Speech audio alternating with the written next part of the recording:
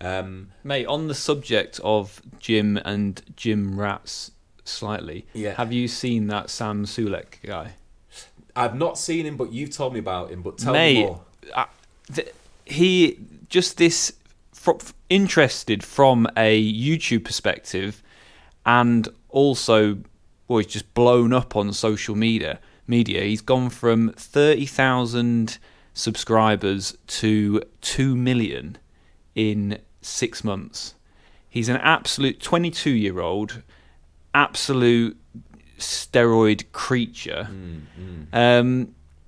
But like breaking the mold a little bit with the YouTube kind of algorithm, in the sense of it's been very like, be fast-paced, everything's very fast-paced, cut together, whereas he comes in and it's just basically him chatting about his pre-workout he's had, chatting about the workout he's going to do, little bit about his day on the way to the gym, and then a little bit of training footage that he talks you through, and then a little bit of a recap in his car on the way home. And it's like weirdly addictive to watch. I kind of like stick it on in the background. You know, like once you watch one thing, it keeps popping up on your feed, doesn't it? Stick it on in the background, and it's just, I suppose it's just like us being in the gym. Yeah. It's just having a chat with your mate, which I think is the appeal with it. You know, he's genuinely a nice bloke. He's a nice guy, and but it's almost like broke YouTube in the sense of how many people are following it. What? And all of those won't be fitness people. I think that there'll be a big chunk of people that it's just, you know, people like to kind of know a little bit about you, or just feel like you sat chatting to a mate, I guess. What's your opinion, or what's your assessment on what? Because I don't think just anybody could do that. There has to be something. Well, he's obviously he just seems like a nice guy. Is he an entertaining guy? Is he funny? Is he good looking? Is he like particularly interesting beyond the normal person? He's on creature levels of muscle, which I suppose draws some attention. Okay.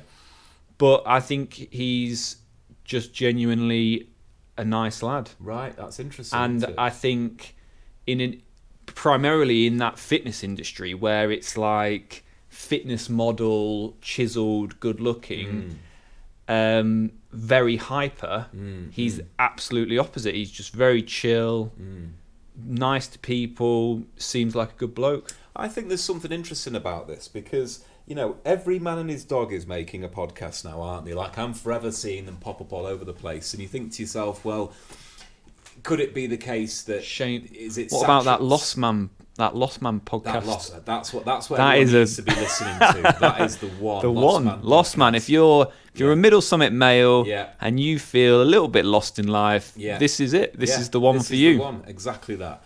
But genuinely, I think there's room for everybody to get a taste or get a bite of the cherry, isn't there? There doesn't seem to be a kind of a limit on how many people can be producing. Yeah, but things. Mate, if you look at there'll always be an audience. I watched a video where it showed the statistics of viewership, like subscribers and viewers on YouTube compared to creators. Right. And, ridiculous. And it's 0.1%. Yeah. You know, point of a percent. So there's plenty of people. Massive market. There's, you know, I love consuming content online. My main thing, I don't really use social media. I just like watching YouTube videos. There's ones that I like to actively watch, and then there's ones that I like to passively watch and stick them on in the background. This is the Lost Man podcast, where we embrace the challenges and triumphs of being a modern man in the middle years.